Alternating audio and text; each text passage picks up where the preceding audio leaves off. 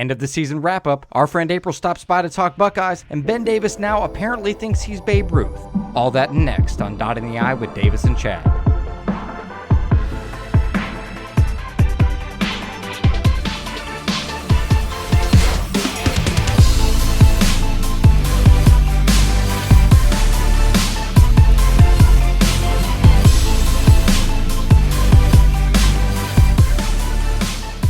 What's up, Buckeye Nation, and welcome to Dotting the I with Davis and Chad. This is episode 18, and this is our national championship reaction / end of the season wrap up. And let me tell you, man, it's been one heck of a year.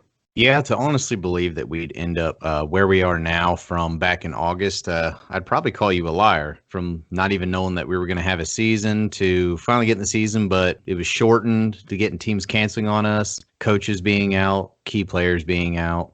Not even knowing if we would even make a minimum requirement to get in the college football playoff. And then for that to come full circle and to get, complete revenge on Clemson and get to the national championship game, regardless of what our reaction is for that game itself, this year has been beyond memorable. Yeah, I mean, it's been different. I guess that's the best way I can put it. Has it been memorable? Yes. Some of it good, some of it bad. To be honest with you, just the waiting in the wings every single week to see if we're going to play, and the rule changing and players out every morning, or, the morning before the game, 2 hours before, we're trying to find out who's playing.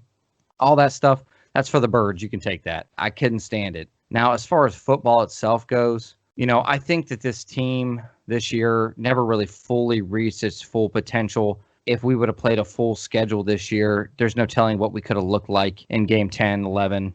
For what it was, I'm proud of the Buckeyes for coming out and getting some revenge on Clemson and finally smacking Dabo around a little bit. I wish the title game would have gone a little different, but, I mean, it is what it is, man. That's why they play football.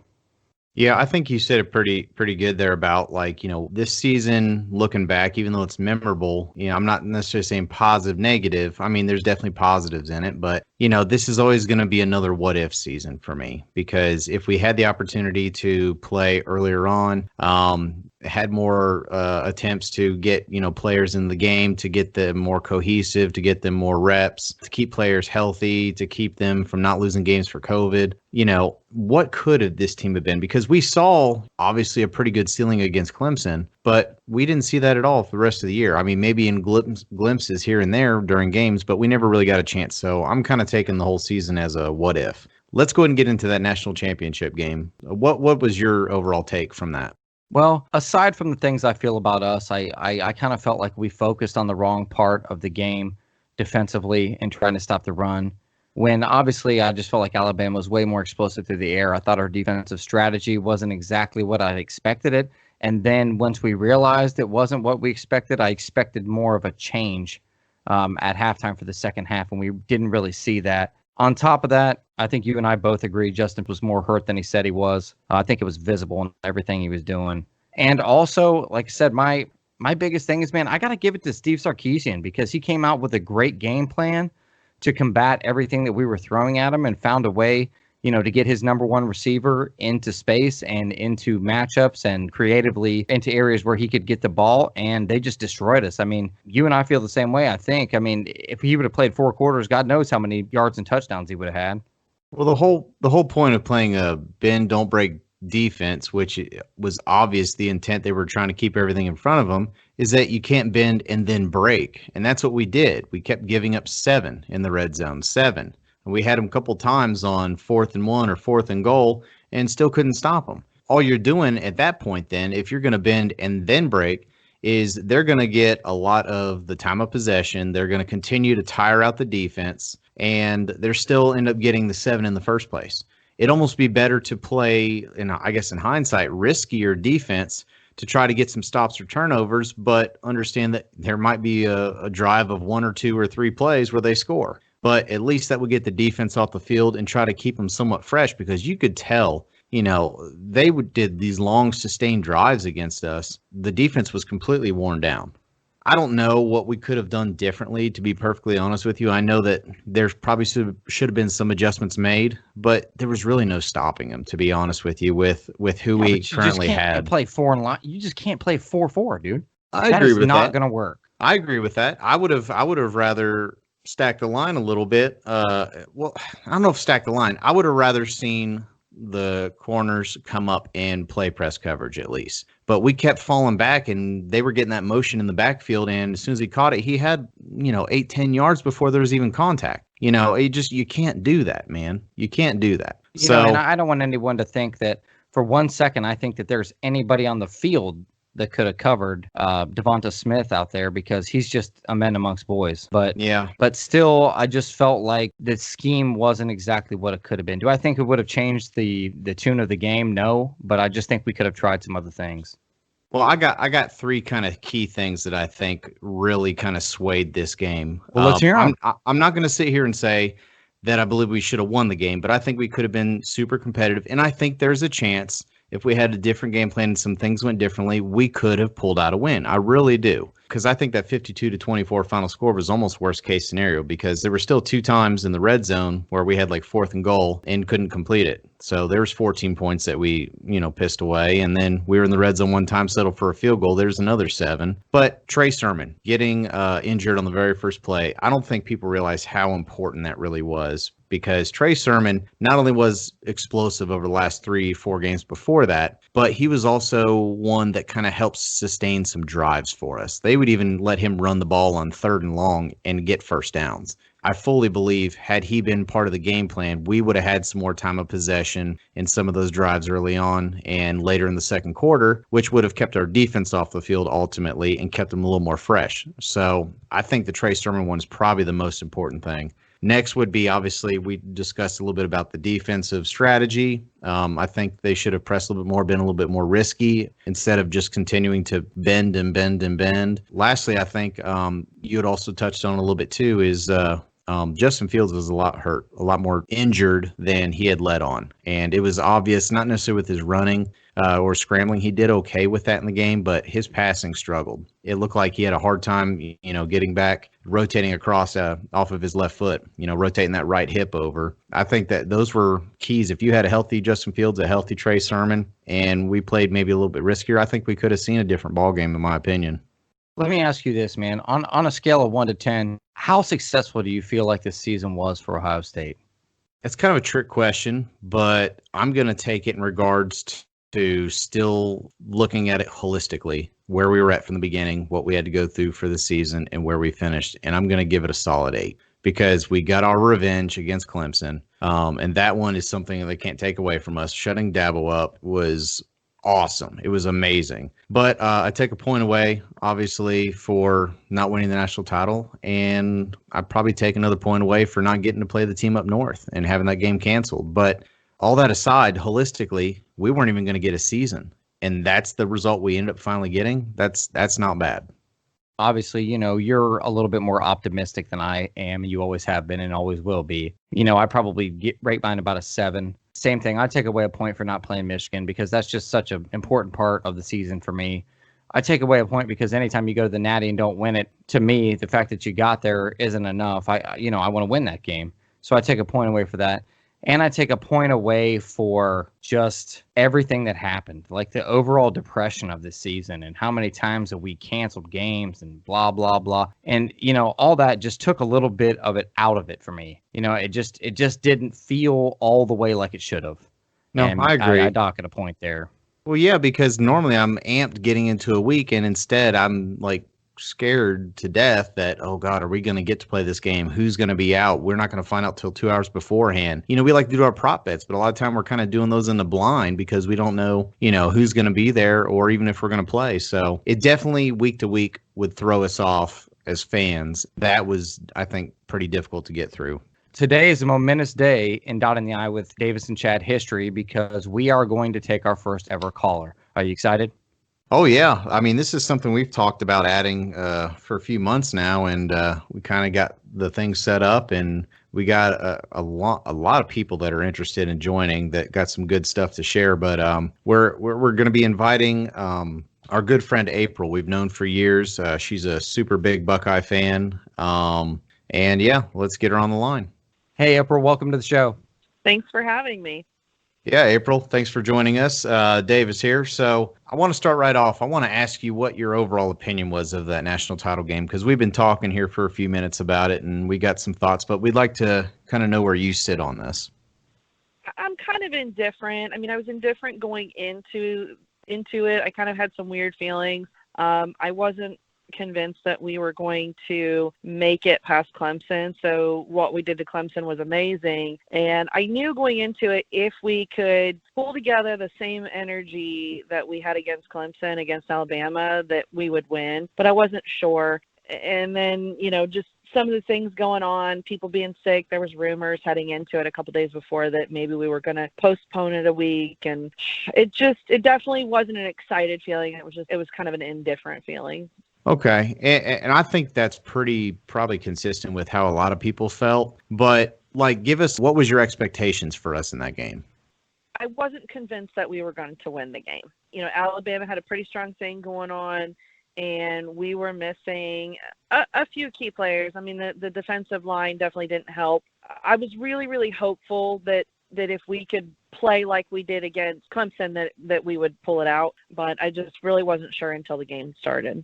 Yeah, I agree with that. I kind of had the same feeling going in. As we were talking about it, I can say that I never really felt good going into it, and I kind of had this amped up feeling when we were going to play Clemson, and I feel like it just kind of died after that. I was like, man, how many people are going to be injured? Who's going to play? All that stuff kind of factored in. What do you think the biggest struggle was in this game for us? And do you think there's anything we could have done to change it that might have changed the outcome? I think our biggest struggle was just Alabama's tempo. They were quick moving, and we really kept up with them in the first half. But the second half, they just kind of ran away with it. Losing Sermon so early, that definitely took the wind out of our sails. I think we all knew Fields was a little beat up, but it wasn't apparent how beat up he was until we saw him playing against Alabama. And then, missing some of the D-line from COVID. From a coaching standpoint, I don't know that there was much they could have done. I don't know that there were any halftime adjustments that could have been made to change the outcome of the game. Well, it seems like the only thing we could do is break Devontae Smith's hand to get him out of the game, because that was the only thing that was going to stop him that day. Yes. I think a lot of us kind of feel very similar to that. I look at the game overall, and we just looked tired. And it wasn't even necessarily physical tired. It was emotional tired. The journey was so grinding to get there that it was going to be impossible to try to mimic what they had done against Clemson, because it's like they had built all this stuff up for that. And once that happened, they all just kind of we did it, we're done. We're going to the national title. We're excited. But that was kind of the big one. And I don't know about you, but it really seemed to me like I'm watching them on the field, and it looked like Alabama was going full speed, and it kept looking like Ohio State players were jogging. What do you think? Oh, for sure. For sure. I thought that we might have been a little bit more evenly matched. And I think had we have been playing with full deck, I think we probably would have been more evenly matched. I can say from personal experience with my son's football team this year, the roller coaster of emotions going through week to week, not knowing if your opponent is going to be playing, if you're going to be playing, who on your team may or may not be quarantined. It is very, very exhausting. It's mentally draining, and it wears on you, because we lived that for 10 weeks. And I can't imagine what that would be like for these kids, especially after a whole summer of fighting to try to play, and Justin Fields working so hard to get the Big Ten playing. I imagine he probably slept for a week after that. That's really good insight that I don't think a lot of people take into account, is just the emotional struggles in general in a season. And then you top that with not possibly getting a season, and then, having all these protocols that the Big Ten comes out with that are super strict, and a lot more strict than all these other conferences. And, then having to deal with who's in, who's out, next man up mentality. But man, that, when you're playing some games before you even get to the postseason, and that's it, and half that time you didn't have everyone on the field that normally is on the field, I can only imagine what was probably going through their heads. Well, April, I wanted to ask you this question because, if you look out in the, I'll call it the stratosphere or whatever of Buckeye Nation out here, I'm a part of 25 different Buckeye groups on Facebook, and there seems to be like a lot of back and forth about the coaching staff at Ohio State. A lot of people want the defensive coordinator's head, a lot of people want Ryan Day's head, and a lot of people have a little bit more of an unbiased opinion, I think, like everyone on this show does so far. But I wanted to ask you, does what happened in the national championship this year change your opinion on Ryan Day as a coach? It really doesn't. COVID was the real battle here. I cannot imagine what it was like for him to coach through this. He dealt with probably more than most of your other NCAA coaches because we had such a long battle. We were so highly ranked and then losing so many games. I mean, we weren't even 100% sure if we would be able to go to the conference championship until it was like, I think, less than a week before. There's just a lot of stuff there. So, in the face of what they dealt with, I think Ryan Day did great. I personally had a lot of issues with the defense this year. I think the defensive issues were some coaching, but also I don't think they had the right people in the right places. I think that we obviously lost a lot in the backfield, and we lost a key defensive end. And this is the first season in a long time that we didn't have a Joey Bosa or a Nick Bosa or a Chase Young to come off the edge. We kept kind of rotating our defensive ends there. And I think as the year went on, Tyreek Smith started doing a better job, and Cooper started doing a better job. But at the end of the day, like this season, we had very few sacks. I think the D-line was still the strongest part of our defense. Linebackers did a pretty good job as well. But when you're just not quite getting to the quarterback and they're either dumping it off or getting rid of it, you're not getting those negative plays that you need when you have a defensive backfield that struggles like we do. So would you agree with that? Well, we've become quite spoiled as Ohio State fans with our defense and having ultimately almost every year one of the top defenses in the country, and we just didn't have that this year. So what was an all right defense to us, to most people, was a crap defense to us because it wasn't the number one.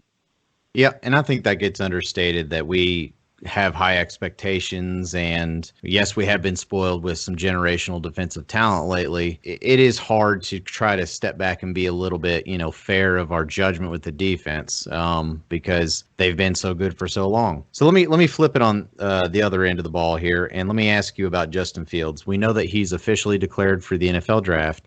So what kind of legacy do you think that he left at Ohio State? I think Justin Fields did a lot for us in 2 years. I think that the legacy that Justin Fields leaves is not on the field, it's off the field. He really bought into what it means to be a Buckeye and fight to play football this year.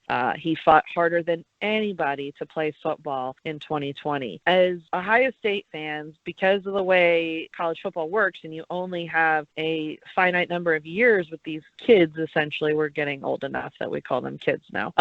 With these athletes, we kind of romanticize the players while they're here. Like in the moment, he right now seems like an irreplaceable player, but I don't think that we're going to look back on him 10 or 15 years from now and go, oh boy, Justin Fields is the best quarterback to roll through Ohio State ever. He was good, but I don't think that he was great. So some people love him. It's not for me. Well, you're kind of affecting Chad and I's bromance with him a little bit. Like we think he deserves, a statue, a full-length statue. And listen, I think you're right that he's done a lot off the field, but I think, he is one hell of an athlete, and it was nice to finally have someone that could pass the ball pretty accurately. Sure, he had a couple stinkers this year, but I kind of give him a little bit of a pass because of kind of how the season was going. I still think he's probably one of the best quarterbacks we've ever had. Now, given we haven't necessarily had the best quarterbacks, Ohio State's more for their defense and their running backs is kind of more what we're known for. But I think Ryan Day is changing that, and I think it's been very obvious that Justin Fields was kind of the beginning of this new period of Ohio State football. I will say the spark, there was definitely a spark there between Fields and Olave, and that was definitely something special that I have not seen in a number of years, and I don't know that we will see again for a number of years. Chad and I were kind of ranking the season as a whole on what we felt, what was the success overall. So give us a ranking out of 10. How do you feel the success of this whole season was? I would probably put it at, I don't know, at a 6 or a 7. I can't. It's never going to compare to 2002. It's never going to compare to 2014. It's always going to be better than 2007 when we freaking lost to Florida. I'm still mad about that one. But I find it a success. I mean, we got our revenge against Clemson. We did things that, I mean, let's be honest, in August seemed impossible. Seemed absolutely impossible. And we had our sights set on going to the national championship game. We did that. We didn't win it, but we win. We had a lot going against us. I have to remind myself, though, similar to my son's football season, once you get into the gameplay, it feels a little surreal that you're actually there.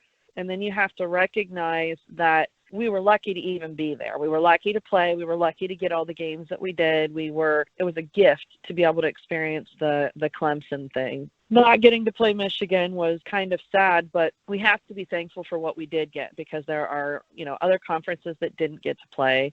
There are a lot of things missing from this past year, but an Ohio State season was one that we didn't have to miss out on.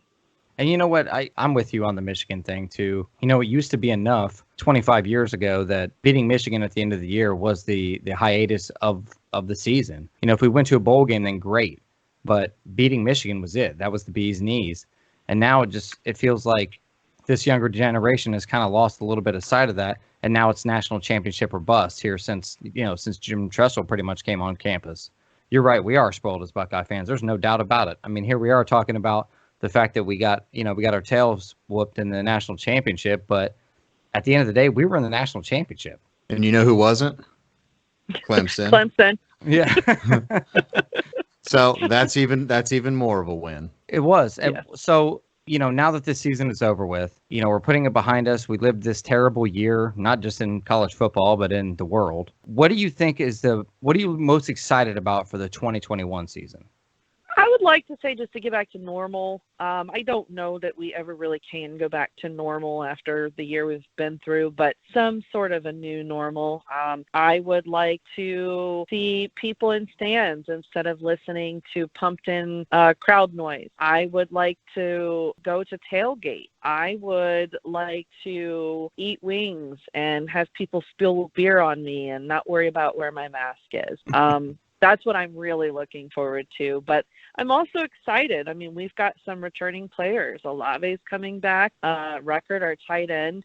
I love the tight end setup. It's not for everybody. I think what's nice about it is a lot of people don't do it, so it's hard to defend. You can only really practice what you can do. And Haskell Garrett's coming back. I mean, that is awesome. The defensive tackle nose guard position is my favorite position on the field, pretty much because it's the position my son plays. But it's an amazing position that is an absolute game changer. And I'm excited to see what Ryan Day does with this program. Years 3 through 5 for new coaches, that's where you really start to see things mold. You start to see different recruits. You start to see different plays and different coaching staff. So I'm excited to see what Day can do on his own and no longer riding the coattails of Urban Meyer. Well, April, I think you've given us some really good insight on some of this stuff. Obviously, you've been a big Buckeye fan, and most big Buckeye fans are pretty knowledgeable about the game. But you've given us some really good stuff, and also appreciate kind of your perspective of, I guess, being a parent of a player, because you get to see a lot more of the inside and out of kind of how grueling a season can be. Especially how it is emotionally, and I think that like I mentioned before, how understated that gets, or how that was with how the season went. So April, we really appreciate you calling in today, and we'll definitely be sure to have you back on again sometime. So thanks for the call, April. Very much. Thank you. Yep. Okay. All right. Bye. Yeah, man, I really think she had some great insight, dude. It was a good choice to have her on the show. And I just kind of want to talk a little bit about some of the stuff she said. One of the things that kind of really hit me a little bit is how she was talking about our defensive line and how important she thought some of those positions are. And do you feel like getting Haskell Garrett back is going to be a game changer for next year? I think that's probably one of the most important, if not the most important, returnee that we have, because you could lose Olave, and we're probably not going to drop off much. You can lose Ruckert. We're probably not going to drop off much. But him coming back is probably the most key because we're going to have the most amount of question marks still on defense. I still think, even though we are losing Fields and we're losing, Trey Sermon, and we're also losing a couple offensive linemen, man, like the talent that we have in the quarterback room right now, and that's going to be coming in with Kyle McCord and CJ Stroud already being in the system, and Miller, we're set up quarterback wise. And with working with Ryan Day, they're going to be just fine. Running backs coming in, Travion Henderson, 5-star, number 1 recruit from the 2021 class, 4-star running back Evan Pryor coming in. On top of that, we have Mayan Williams from last year. We'll still have Master Teague. We'll still have Marcus Crowley. I mean, we have an embarrassment of riches on offense. So I have no worry that we're going to come out and still be a top 15, top 10 offensive team. So the defense is really where we need help at. And Haskell Garrett was probably our best defensive player for the entire year. And with him coming back, that can only be a positive. First of all, I don't know if anybody knows this or not, but I'm a huge Haskell fan because, dude, this guy is a hero. And did anybody mention it on the national championship broadcast or anything? What he did, the heroic act that he did, and like a little snippet, a little snippet, and that's it. It should be national news. This guy should be getting an award. He should be doing something. So the fact, dude, he wants to come back. He's welcome as long as he wants, in my opinion. Yeah, for those of you who don't know, he was on campus and there was a fight and he went to break it up and he actually got shot through the cheek with a gun. I mean, that he got super lucky, but I mean, he's unreal. Well, what do you think the expectations are for the 2021 team? I mean, this is a really early call on this, but I think it's still, I hate to sound like a coach, but number 1 is win the Big Ten. Number 2 is make the playoff. And number 3 is get to the national championship and win it. I think all of those are achievable. I know that you'll probably disagree with me, but, even though we did lose Justin Fields and some other key things, like Alabama lost a lot of their offense. Clemson is going to lose a big chunk of their offense. And Ohio State, Clemson, and Alabama are 3 of the 5 teams that have actually made it in there multiple times. So we're probably, going to have another very good opportunity to get back to the playoff. And I'm not seeing anyone off the top of my head that is going to be a mega dominant team next year. I mean, do you? No, but there's always a surprise. That's kind of where I'm at. You know what I mean? There's always somebody that the critics don't think is going to be good that ends up sneaking around, into the top 6 or 8 in the country at the end of the day. Do I think we're going to make the playoffs? It's possible, but to me, not likely. You and I have had this conversation. I just feel like, Haskell Garrett coming back kind of changed my tune a little bit because that experience on the D-line is so important to me when I think about the landscape of this team that I've kind of changed my tune a little bit. We're going to be right on the border, man, but with so many new guys, especially in the defensive backfield and linebacker room, I'm not worried about our offense. I think whoever steps in, now that they got Olave back and we have so much in the wide receiver room over there, I don't think there's going to be much of an issue.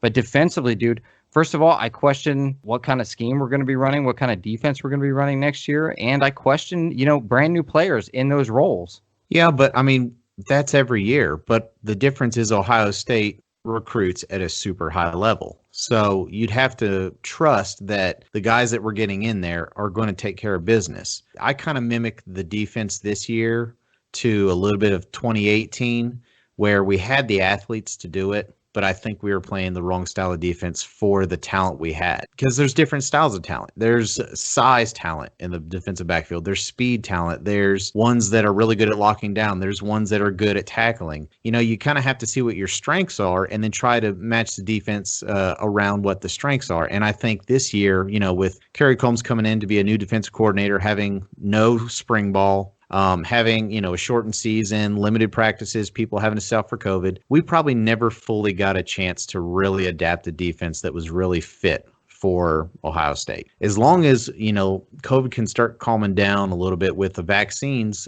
coming out, the hope is that we can get back to normalcy and give them a lot better preparation and everything to kind of get something set up that'll be a lot more successful this year. See, I play it like this. Ryan Day is still playing with Urban Meyer's crew. And next year is, I feel like, going to be the full changing of the guard. It's going to be the people that he's recruited that he wants on the field in his system. So honestly, Ryan Day's an offensive guy. He's a quarterback's guy. Okay, he's not a defensive guy. So he's hired someone to run that. I get that. But we don't know what a Ryan Day defense is going to look like yet. We don't. And that's why my question mark comes in. All the personnel is finally changed out. We got new guys coming in that they've recruited that they want to bring in. And how's that going to look? That's why I'm unsure about it. If this was Ryan Day's 5th, 6th, 7th year in coaching, I probably wouldn't have these feelings. But I feel like since we're finally changing the guard, we're really going to see what Ryan Day feels like a football team should look like. You know, that's an interesting point I've never really thought about. But if you actually think about it, Urban Meyer had 2 seasons with Jim Tressel's boys. Okay. Absolutely. That was with Braxton Miller and all that for a couple years, and obviously went undefeated the first year, but they had the postseason ban. The next year they lost twice, one in the Big Ten championship game and one to Clemson in the I believe the Orange Bowl. But his 3rd year, that was the year we won the national title, and that was pretty much the majority of all his players, his recruits, and that's what you're going to see this year. I have a really Wait, are you calling feeling. A national title? Is that what I just heard? What I'm saying, in year 3 he won the national title, and that's what we're going to see this year. Are you calling a national title? No, I'm not. Listen, Babe Ruth, if you're going to point over the home run fence, you better back it up. I mean, listen, I could call it now, and so much time will pass until that happens that you'll probably forget all about this. No, I will not. I will play the snippet on the air. Listen, a lot of things can change. I mean, I don't know if any knuckleheads are going out there right now and selling gold pants for tattoos. Yeah, that's true. I'm just saying that the point you brought up also brings up a good point, and that his vision for the team now is completely in his hands. You know, they like you said, he was still dealing with, recruits that I'm sure are really good athletes, but may not have necessarily fit the style of football that he's wanting to implement. And by year 3 is really when you're getting the majority of your recruits. I'm really looking forward to this upcoming year. I mean, like any other year, my expectations are high. My expectations are, I already look at the schedule, and we have Oregon coming to us. Oregon was okay this past year. Not great, but okay. We don't have an overly tough schedule, which is going to give these young guys more of a chance to kind of get into the rhythm of the season. Hopefully these testing, protocols and everything, or at least if there's going to be testing protocols, I want them to be universal for the whole country. I don't want us doing something different than what another conference is doing, because that's ridiculous. Well, that's where the NCAA has got to step in, and we've had this. But they don't do anything good for football. They do nothing good for football. They collect money. Listen, that's a whole nother ballgame where I talk about the college football should just be their own entity and get rid of the NCAA altogether. But the whole point I'm trying to make is there's still a lot to wait and see, because we don't know how this virus is still going to affect. We don't know what the, I guess the results or maybe consequences down the road are from having this season, because a lot of these teams are getting, they're allowed to keep extra seniors on now and still have the same number of scholarships, but only your big time schools could probably afford to have all those scholarships. So some of your other schools, you might even see more of a dip over a year or two, and schools like Alabama, Ohio State, Clemson that can probably afford all these extra scholarships aren't. So there's just a lot that can kind of go into play with what can happen next year. But ultimately, my hopes are high. My expectations are high, and I think it's going to be another crazy year, man. I hope so. Not COVID wise, but I hope it's crazy with excitement. And hey, as we're wrapping this up, I just want to take a moment to thank everybody out there that's listened to the podcast, followed us on Facebook, or done anything really to support the show. We appreciate you. We started this podcast in a year where it's just been complete madness in the world, madness in sports, madness everywhere. And it's actually gone really well, and we love doing it. And we just want to take a second and say that we appreciate you. Yeah, I second that. We've been talking about doing this podcast for a long time, and I think it was right for us to start it this year. We didn't know what we were getting into starting this. We didn't know what kind of season was. I mean, when we started this, we weren't even playing football, and we didn't even know what direction we were going to take this. I mean, sure, we want to cover the games. We want to talk about, some analysis stuff, but we just enjoy talking football. We enjoy talking Ohio State. We're going to continue to do that. And you guys have shown by the views that we're getting, the reactions we're getting on Facebook and YouTube and our other social media platforms that we're on. You guys obviously want to keep listening, so we're going to continue. And now that we're getting into the off season, we're still going to keep putting out episodes. I mean, you may see us maybe once every other week or something like that. Maybe there'll be a couple times depending upon, important things that come up that we'll cover a little more often. But this is just going to be a permanent thing. And we're going to try to get bigger and better as we go along. some more phone callers, and maybe try to get some big time people on the show, and even you listening at home or listening in your car, wherever you're listening. If you reach out to us and you're involved with the show, you might be the next one that we might have on. So again, just want to thank everyone for listening. Remember, you can catch us on YouTube. You can catch us on iHeartRadio, Spotify, YouTube Music, and also Audible on Amazon. Chad, anything else left to say? Yeah. Davis called a national championship for 2021. I want that said on the record. Okay, fine. Hold me to it then. But listen, you want me saying that, not you, because I'm the one that won prop bets all year. You still owe me, some washed golf clubs. You still owe me dinner and a beer. You still owe me a live video with you wearing this very tiny T-shirt without sleeves. That's true. I mean, you got a lot to pay up on. So, but I figure this much: if someone's going to call it, it might as well be the guy that's right. Exactly. Yeah, but don't take what I said about the national title game preview when I thought Sean Wade was going to have the best game of his life and we'd win by 10. Like, that was a feeling. Okay, I try not to have feelings because feelings don't work very well. I try to be a little bit more realistic with it. So yes, fine, national title 2021. You heard it here first.